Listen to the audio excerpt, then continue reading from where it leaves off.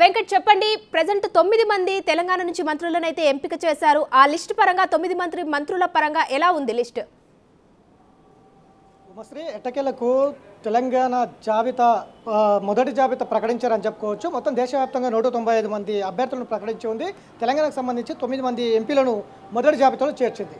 ఏదైతే అనుకున్నామో ముందు నుంచి 4 సిట్టింగ్ స్థానాలకు మొదటి జాబితాలో స్థానం కల్పిస్తుందని అనుకున్నాం. కానీ ఆదిలాబాద్ పార్లమెంట్ స్థానం మాత్రం పెండింగ్లో ఉంచారని చెప్పుకోవచ్చు. దానికి సంబంధించి ఆదిలాబాద్తో పాటు ఇటు మహబూబ్ నగర్ కూడా పెండింగ్లో పెట్టారు. అక్కడ పోటీ ఎక్కువగా ఉంది. డీకేఆర్నతో పాటు మాజీ ఎంపీగా చేసినటువంటి జితేందర్ రెడ్డి అట్లనే శాంతకుమార్, ఈ ముగ్గురు కూడా అక్కడ మహబూబ్నగర్ నుంచి పోటీ చేస్తున్నారు. అది కూడా పెండింగ్లో ఉంచారు. ఇక దీంతో పాటు ఇక సికింద్రాబాద్ కిషన్ రెడ్డి ముందు నుంచి ఉన్నారు. కరీంనగర్ నుంచి బండి సంజయ్ కూడా ముందు నుంచి పోటీ పడుతున్నారు. అట్లనే ధర్మపురి అరవింద్ మీద కూడా పెద్ద ఎత్తున ఎలిగేషన్స్ వచ్చాయి. ఆయన ధర్మపురికి పనికి రాడు, ధర్మపురి సీటు వేరే వారికి ఇవ్వండి అంటూ కూడా ధర్మపురి అరవింద్ మీద నిరసన తెలిపినటువంటి సందర్భాలు కూడా ఉన్నాయి. ధర్మపురి అరవింద్తో పాటు ఇటు జహీరాబాద్కు సంబంధించి ఇవాళ ఉదయం బీజేపీ రాష్ట్ర కార్యాలయం దగ్గర పెద్ద ఎత్తున నిరసన కార్యక్రమాలు చేపట్టారు. కిషన్ రెడ్డిని చుట్టుముట్టారు. కిషన్ రెడ్డికి నిరసన శాఖ కూడా చెప్పొచ్చు. జహీరాబాద్ సీటు బీబీ పాటిల్కి ఇవ్వద్దు, బీబీ పాటిల్ నుంచి కూడా ఎలాంటి అభివృద్ధి లేదు గత 10 ఏళ్ల నుంచి. నిన్న పార్టీలో చేరారు, ఇవాళ సీటు ప్రకటించారు. ఉదయం పెద్ద ఎత్తున నిరసనలు తెలిపాయి. బీబీ పాటిల్కి ఎట్లా జహీరాబాద్కు సీటు కన్ఫర్మ్ చేస్తే మాత్రం ఖచ్చితంగా ఓడిస్తామంటూ కూడా వాళ్ళు డిమాండ్ చేసినటువంటి పరిస్థితి ఉంది. ఇట్లా మల్కాజ్గిరికి సంబంధించి కూడా చాలామంది పోటీలో ఉన్నారు. ఈటల రాజేందర్ కంటే ముందు కూన శ్రీశైలం గౌడ్ అందులో పోటీ ఉన్నారు. పన్నాల హరీష్ రెడ్డి పోటీలో ఉన్నారు.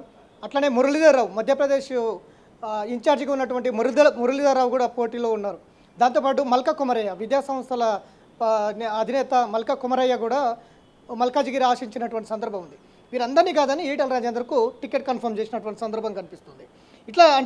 ఇట్లా మొత్తం రాష్ట్ర వ్యాప్తంగా కూడా హైదరాబాద్కి సంబంధించి కూడా చాలామంది పోటీలో ఉన్నప్పటికీ మాధవీలత, ఉమామహేందర్ కూడా పోటీలో ఉన్నారు. హైదరాబాద్ నుంచి మాధవీలత, విరంచి హాస్పిటల్ అధినేత మాధవీలతకు ఫైనల్ చేసినటువంటి పరిస్థితి ఉంది.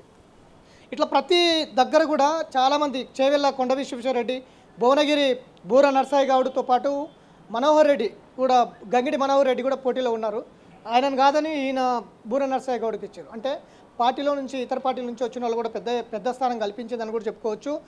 అందులో కొండ విశ్వేశ్వరరెడ్డి చేవెళ్ళ, బూర నర్సాయి గౌడ్ భువనగిరి నుంచి, అట్లనే కొన్ని మెదక్ నుంచి కూడా రఘునందన్ రావు, అట్లనే లక్ష్మణ్, రాజాసింగ్ ఇట్లాంటి పేర్లు చాలా వినిపించాయి. అది పెండింగ్లో ఉంచారు. నిజామాబాద్ నుంచి అజిపూర్ శ్రీనివాస్, ఎండల లక్ష్మీనారాయణ ఇట్లాతో పాటు వీళ్ళందరూ కూడా పోటీ పడినప్పటికీ మళ్ళీ ధర్మపురి అరవింద్కే ఇచ్చినటువంటి పరిస్థితి. ఎందుకంటే ఇట్లాంటి మొత్తం కూడా రాష్ట్ర వ్యాప్తంగా అనేక మంది ఉన్నప్పటికీ పార్టీ వాళ్ళని కాదంటూ పార్టీలో కొత్తగా వచ్చిన వారికి ఇచ్చారంటూ కూడా నిరసన తెలుపుతున్నటువంటి. ఇంకోటి కీలకం, నాగర్ కర్నూలుకు సంబంధించి పోతుగంటి రాములు 2 రోజుల క్రితమే బీజేపీ పార్టీలో చేరారు. సిట్టింగ్ ఎంపీ అక్కడ ఆయన కుమారుడికి భరత్కు సీటు కేటాయించారు. అక్కడ కూడా నిరసనలు వ్యక్తం అవుతున్నటువంటి పరిస్థితి. ఇక మొత్తం మీద అయితే వెంకట్ రైట్ మొత్తం 9 స్థానాలు కేటాయించారు. ఇంకా మిగతా 8 సీట్లు కేటాయించాలి. అది రెండో లిస్టులో ప్రకటించే అవకాశం అయితే కనిపిస్తుంది. ఉమశ్రీ.